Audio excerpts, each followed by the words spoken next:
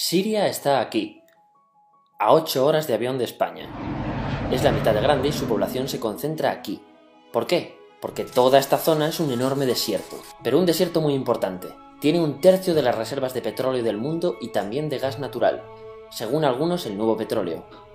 Para sacarlo de aquí y llevarlo a Europa hay que rodear toda esta península y salir por el canal de Suez.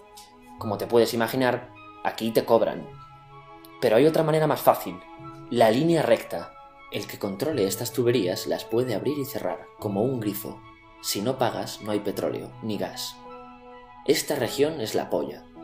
La civilización en el planeta empieza en 3 sitios y este es uno de ellos. Mesopotamia, aquí.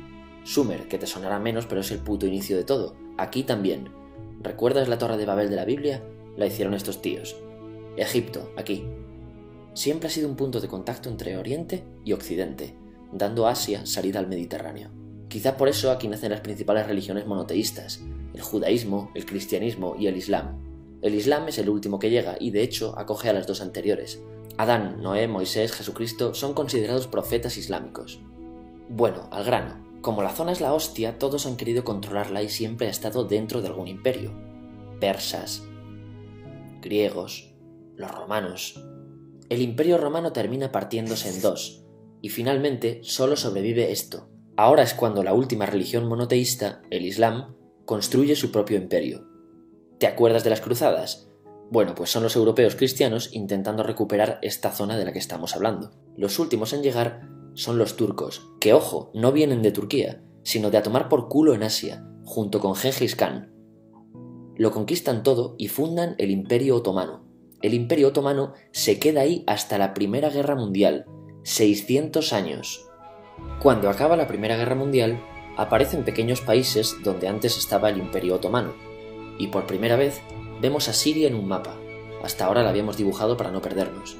¿Y quién se inventa esos países? Lo que te voy a contar es alto secreto. Bueno, lo era en 1916. Este súper secreto se llama Acuerdo de Sykes-Picot. Los franceses y los ingleses no podían derrotar solos al Imperio Otomano. Solo podían si les apoyaba la gente que vivía dentro, en su mayoría árabes. ¿Cómo se los ganaron? Pues les prometieron la Gran Arabia, un país solo para ellos. El único problema es que era un timo. Antes de seguir, recuerda una cosa. Los árabes son un pueblo, pero no una religión. O sea, un árabe puede ser musulmán, puede ser cristiano, y antes del Islam parece que hubo tribus árabes con tradiciones judías. Bueno, pues a los árabes no les dieron ese único país que les habían prometido.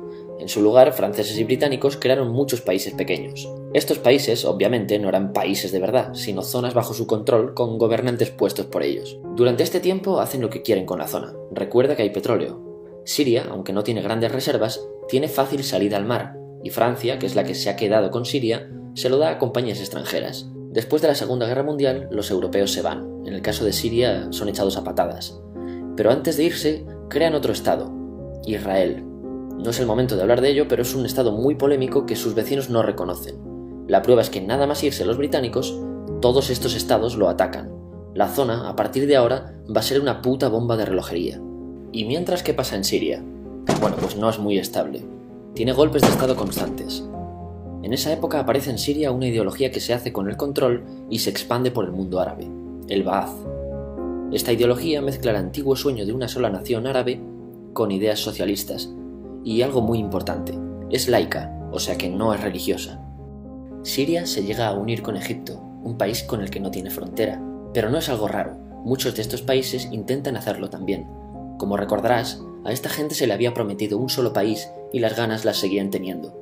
Pero la unión falla. En este tiempo Egipto les convence para nacionalizar el petróleo. En Siria, Al-Assad, el padre del Assad de ahora, se convierte en jefe del estado Ba'ath. En Irak, también Ba'ath, comienza a ganar fuerzas Saddam Hussein. Las diferencias entre ambos países dividen a los partidos Ba'ath de otros países en pro-Siria o pro-Irak. Ahora ocurre la Guerra Fría. El mundo se divide en 2, o eres de Estados Unidos o de la Unión Soviética. Son años muy movidos en los que se pegan constantemente con Israel, invaden su vecino Líbano y comienza una oposición islamista al régimen Ba'ath de Assad, los hermanos musulmanes. Vale, volvamos atrás un momento. Recuerdas que la mayoría de árabes eran musulmanes, ¿verdad? Pues dentro de los musulmanes hay 2 ramas fundamentales, los suníes, la mayoría, y los chiíes. En el caso de Siria, a pesar de ser un estado laico, los gobernantes como Assad y jefes militares eran chiíes, los cuales representan menos del 13%. En cambio, casi el 70% de la población es suní. Un dato curioso es que los cristianos son casi el 10%. Que los chiíes controlen el gobierno y el ejército mosquea a la población suní, y este sentimiento es aprovechado por los hermanos musulmanes, islamistas radicales suníes. Estos toman las armas en la ciudad de Hama en contra del gobierno, y Assad acaba con la revuelta a costa de matar miles de civiles y encarcelar a mucha gente. En el año 2000, Assad padre muere y le sucede Assad hijo. Ante las presiones libera a muchos presos, trae internet y esperanzas de cambio. Hay un periodo de gran debate político y aparece la oposición. También vuelven los hermanos musulmanes. Los siguientes años son difíciles. Arrestan a la oposición. Y Bush incluye Siria en el eje del mal, y esto la aísla. Está mal visto negociar con Siria. Los kurdos, un pueblo que vive distribuido por varios países de la zona, empiezan a protestar también. Hay represión y muertos.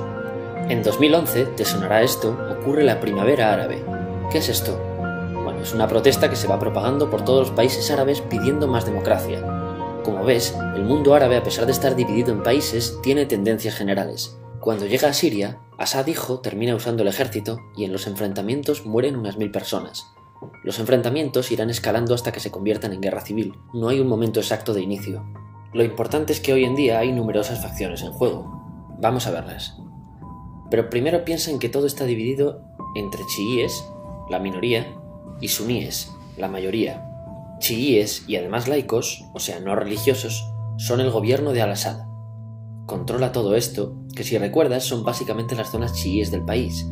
El gobierno de Assad está enfrentado al resto. También mayoritariamente laico, pero suní, es el Ejército Libre de Siria o FSA en inglés. Junto con el Frente Islámico, que es religioso, y otros 70 y pico grupos más, forman una coalición que la prensa llama simplemente la oposición. También suníes e islamistas, pero radicales, son Al-Nusra, llamados Al-Qaeda en Siria, porque son básicamente eso, Al-Qaeda en Siria. Otros islamistas radicales son el ISIS o Estado Islámico. Salen de Al-Qaeda en Irak, controlan la mayor parte de Siria e Irak y se han hecho famosos por sus atrocidades. Su objetivo teórico impacta a muchos. Es un Estado Islámico a lo largo de Asia, África y Levante, aunque a ti ya te suena, ¿verdad? En naranja tenemos al pueblo kurdo, que recordarás porque el presidente Al-Assad lo reprimió, al igual que gobiernos de países próximos también hacen. Ahora controlan militarmente esta zona. Antes de terminar, repasemos los apoyos internacionales a fecha de octubre de 2015. Las fuerzas de Al-Assad son apoyadas por Rusia, que ya tenía base militar en el país antes del conflicto, por Irán y por China. Todos son países de lo que Europa llama Oriente. En contra de Assad, apoyando a la llamada oposición, luchan Estados Unidos, Turquía, Francia, Gran Bretaña y Arabia Saudí. Podemos terminar con algunas conclusiones. Te advierto que esto ya es pura opinión. Si recapitulamos, vemos que la región es estratégica. Por su situación privilegiada, todos la quieren. Siria siempre ha estado bajo el paraguas de grandes imperios. Piensa que hace 100 años la actual Francia era Francia, Gran Bretaña era Gran Bretaña, pero es que hace 200 también, y hace 300 también, y hace 400 también. En cambio, Siria solo es Siria desde hace menos de 100 años, y solo se gobierna a sí misma desde hace poco más de 50. Además, jamás decidieron sus fronteras, se las impusieron. Europa divide Oriente Medio a su antojo para controlarlo, diseñando países sin tener en cuenta su población. Muchos historiadores dicen que todo pueblo tiene la necesidad de manejar su propio destino, pero estos ingredientes que hemos visto juegan en contra de proyectos como la Siria Ba'ath, que encima usa la represión para mantenerse. En última instancia, producen una guerra civil. En este contexto no es extraño que aparezcan actores que se alimenten de la desesperación, el sentimiento suní de opresión y la visión de Occidente como invasor. ISIS usa la identidad árabe y la mitología de antiguos imperios. Cuando quieras entender el presente, pregúntate: ¿y el pasado?